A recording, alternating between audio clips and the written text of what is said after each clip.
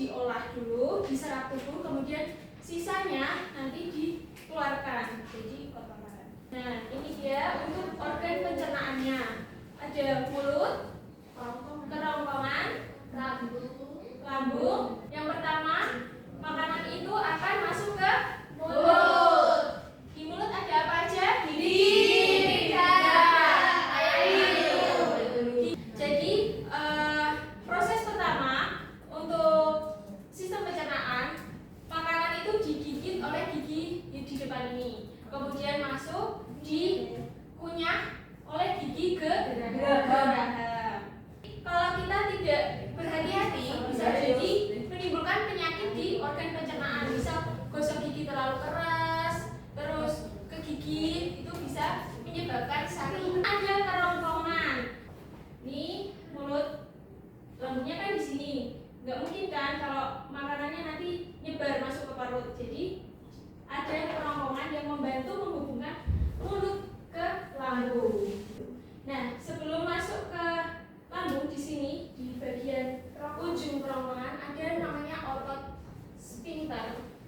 Nah, gerakan peristaltik tadi itu kerongkongan sendiri itu ada gerakan mendorong makanan turun. Itu namanya gerakan peristaltik. Dorongan dan kerongkongan beda ya. Ini kan ada saluran pernafasan. Tenggorokan itu bagian sini, kerongkongan untuk pencernaan. Dan katupnya itu ada di sini nih, otot sphincternya ada di sini itu. Kadang kalau makan sambil ngomong itu bisa tersedak. Karena apa? Karena ini di katup di sini juga ikut membuka. Biasa disebut esofagitis atau radang kerongkongan. Paham ya? Ya. Sampai sini ada pertanyaan? Belum. Oke. Di lambung ini ada apa ini? Ada cairan kecil. Ya, namanya getah lambung. Jadi tadi makanan yang dari kerongkongan itu masuk ke lambung. Nah, balik lagi ke pertanyaan yang awal tadi, kenapa kita harus makan? Nah, ini jawabannya. Kalau nggak makan bisa asam lambung, gitu. Kosong, kandungan asamnya itu naik. Jadi, boleh nggak sih kalau kita nggak makan dalam seminggu? Nggak boleh.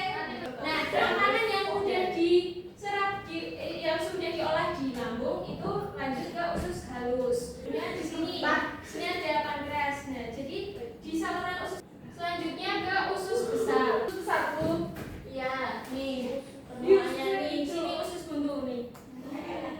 Nama lainnya appendix. Penyakit usus buntu juga biasa disebut radang usus buntu, yaitu biasa disebut appendicitis. Apa? Appendicitis. Nomor 1 ada rektum dan kanalus. Nah, tinja disimpan sementara di rektum. Rektum itu bagian sini ya. Jadi tadi yang sudah diserap berangkat di usus halus, terus di usus besar, kemudian sisa-sisa makanannya itu nanti jadi tinja. Nah, kan nggak mungkin kita kalau punya kotoran langsung keluar kan? Nggak mungkin kan? Masih bisa nahan kan? Nah, itu karena ada otot sphincter tadi di sini. Di sini rektum, di rektum itu ada namanya otot yang tidak sadar gitu. Jadi emang dia ini menahan pup, menahan pup. Dia tidak jatuh. Kalau di anus itu juga ada ototnya.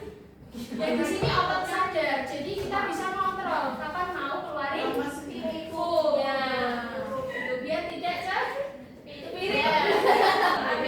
Itu karena menahan pup. Jadi ototnya ditekan terus timbul benjolan.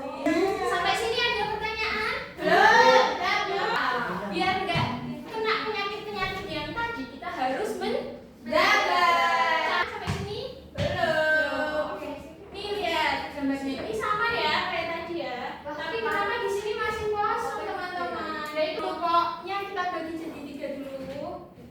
3. Berarti sini kelompok 1, di sini bagi 2 ya. Ya. Iya, aku mau yang khusus. Ini apa? Nih.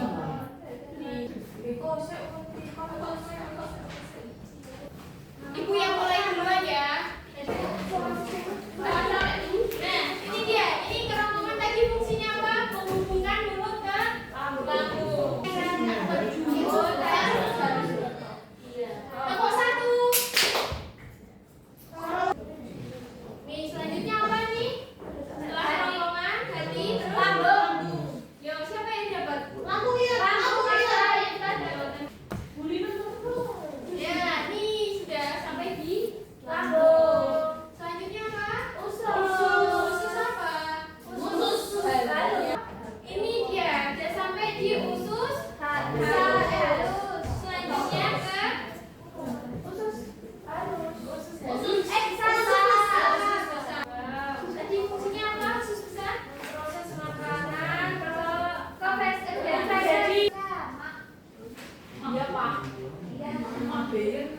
Ambeien, ambeien.